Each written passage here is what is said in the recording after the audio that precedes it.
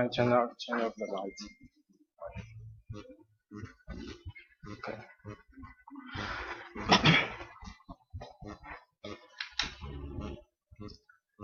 Hello everyone, I'm Alan. Today the topic is dumping and anti-dumping.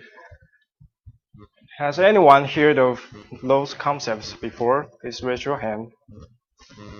Okay, yes. Okay.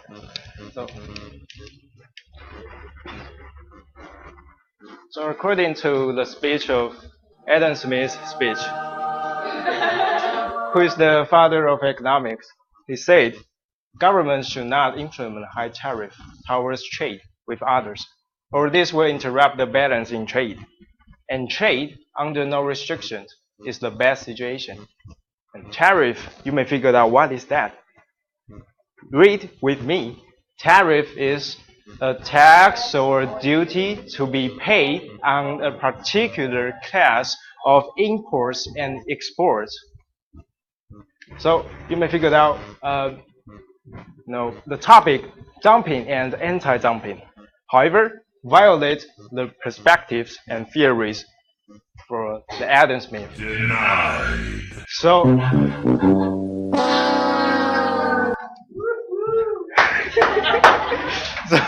now you can say sorry to Adam Smith because in the real world, lots of countries only want to make profits between the trade. So they don't care about what Adam Smith's theory actually is. So the content today, I will talk about what is dumping first and take example of apples. And what is anti-dumping? Also the anti-dumping duties in trade war between China and America. And in the end, there is the message I want to bring to you, the reflection. So now, imagine that you are in the supermarket now, and you want to buy some daily use, like some apples or vegetables. And there are two apples, and both of them are same kind, and they have same quality. So this one, $8 for each, but it's from another country, and this one, $10 for each, but it's from your home country. So if you are the consumer and you see these two apples, which one do you prefer to buy? $8 for each or $10 for each? $8 for each, please raise your hand. $10 for each, please raise your hand. Why? Ines, why? Yeah. Okay, that's pretty good. And others, why you choose? Because it's cheaper price, right? But in normal situation, the consumers tend to buy the cheaper price to reduce their daily cost for their daily use. So let's have a watch on the video.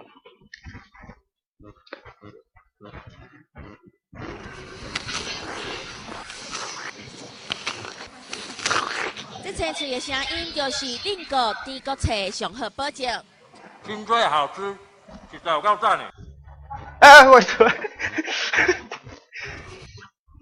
买这济，价格便宜啊，品质很好，这样子啊。便宜很多。价差多少？差很多吧，因为这样一大箱才2000块，可是你如果一般买一小盒就要好几百吧。 So we can make a conclusion that consumers in normal situation tend to buy cheaper price products, although it's from another country. So the part one, we talk about what is dumping first. Now in country A, there's two countries, A and B. In country A, it says price of each apples in $10 for each. Then it decreased the price of each apple to $5 for each delivery. Then after exporting to country B, it becomes $10 for each apple. Why? Because it's normal tariff between two countries. So $10 for each from B's market, which is for its domestic supply, versus $10 for each apple from country A. So what do you think the consumers will make a choice between two of them? $8 for each, please raise your hand again. And $10 for each, please raise your hand again. No? So you change your mind? Okay. So the consumers will choose the cheaper one. Then, the dumping will happen. Why? Because country A will keep exporting large scale of apples to country B, then destroy the business of the products, I mean apples, in country B's market. So in this way, if the governments of country B didn't find out any solution to deal with the phenomenon of dumping, so what do you think it might happen? No one? Okay. The company in country B's business might get collapsed easily. So now we have to buy the solution. So you may figure out that what's the solution, right? The solution is, everybody repeat after me, anti-dumping, right? So the same situation happens, but this time, Nope. country B adds extra tariff towards the price which is exported from the country A of apple. So now it becomes $15 for each apple, then versus $10 for each, still in country B's market for its domestic supply. So if you are the consumers in country B, which one do you prefer? $15 for each, please raise your hand. $10 for each, raise your hand. Thank you. So that's it. But actually, A few moments later, he changed his mind. Why? Because he wanted the cheaper one. So just like if you still confused about the dumping or anti-dumping concept, later I will use a more easy way to demonstrate that. So now the government of B have to find out the solution, which is anti-dumping, right? So they use extra tariff towards the price which is exported from another country. So after that, the price exported from the other country become more expensive in country B's market. So the consumers in country B no longer will buy the products from country A. So the government of country B can protect its own business. And then probably we talk about anti-dumping in trade war. Between China and America. Now you fucked up. And Now you fucked up. in the beginning of 2019, America imposes anti-dumping duties on Chinese structural steel from 86% of tariff up to 141% of tariff. Then China takes a revenge to America. In September, China imposes anti-dumping duties to American chemical liquids from 98% of tariff to 282% of tariff. So it's definitely not a win-win situation. Why? Because both of them just want to dominate the world's economy instead of setting lower tariff to help each other. So lots of companies and lots of people might lose their job or get collapsed easily. So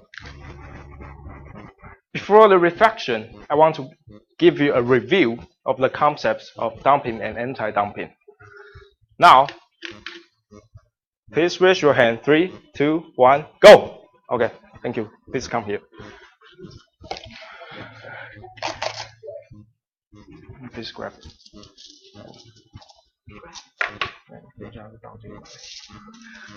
So now I will demonstrate the concept of what is dumping. So there's no restrictions towards B's market. So the country A can keep exporting large scale of products to country B's market. So please dump into it. Just like that. So there's no any extra restriction. But now,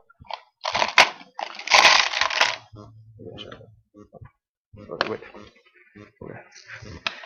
But now I add extra tariff as the restrictions to the trade. So add that and you dump this. Okay.